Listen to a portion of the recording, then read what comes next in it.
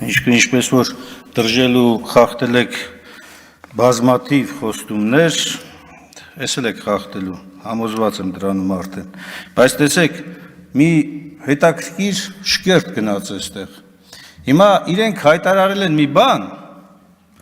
ու ելնում են այստեղից, հերոսաբար պայքարում են, որ այդ բանը իրական չի, ժողովուրդ, հիմա երբ որ մենք հիշեցնում ենք իրենց, ստացվում է մենք ենք պոպուլիզմով զբաղված, այսինքն իրենք, որ դրա մասին ասել էին, իրանք բացարձակ կապ չունեն, սիրելի հայրենակիցներ, մենք ենք պոպուլիզմով զբաղված, որ հիշեցնում ենք իրենց, որ դուք սենց խոստում եք տվել և կատարեք, Զավեշտը 2, ուրեմն ջորիների և մնացած էլեկտրոմոբիլների մասին, մի մտահոգվեք, այդ ապօրինի գույքի վերաբերյալ օրենքի ապագա շահառուն էլ դուք եք լինելու, հանգիստ սպասեք, մեր վեճ ընդամենը իրավական պետությանը համահունչ ապօրինի գույքը բռնագանձելու մեջ է, իրավունքի ուժով, իրավունքին համապատասխան, բայց ոչ երբեք թալանված միջոցները ինչ-որ ձևով քողարկելու, ոչ,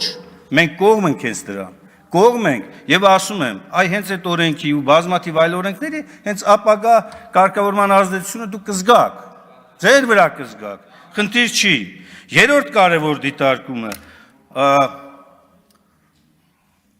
հնչեց Աղվան Վարդանյանի վերաբերյալ հարցադրում, թե ձեր կառավարման տարիներին, ուզում եմ հիշեցնել, 2004 թվականին ընդունվել է Հայաստանը, միացավ վերանայված եվրոպական սոցիալական խարտիային 4-5 թվականներին,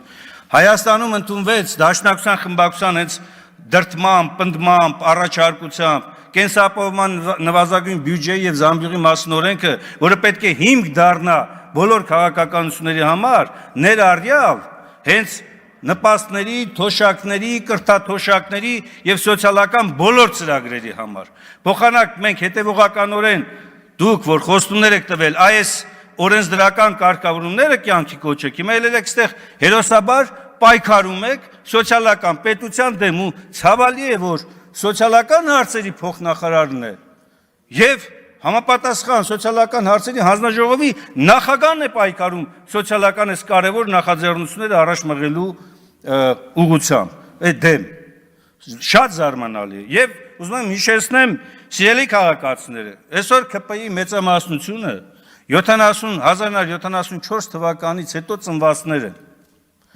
որոնց վրա տարածվում է պարտադիր կուտակայինի օրենքը, որին դեմ պայքարում էինք մենք, որտեղ այն չէր համապատասխանում սոցիալական համերաշխության կանոններին, և այստեղ նստած շատ ՔՊ-ականներ կանգնած էին փողոցում, պայքարում էինք Սահմանադրական դատարանում, հենց իրենք եկան մոռացան այդ ամեն, քանի որ այս օրենքը իրենց վրա չի տարածվելու, դրա համար հիմա հանգիստ իրենք դեմ են քվեարկելու, քվեարկեք, ուրիշ բան էլ վառ է։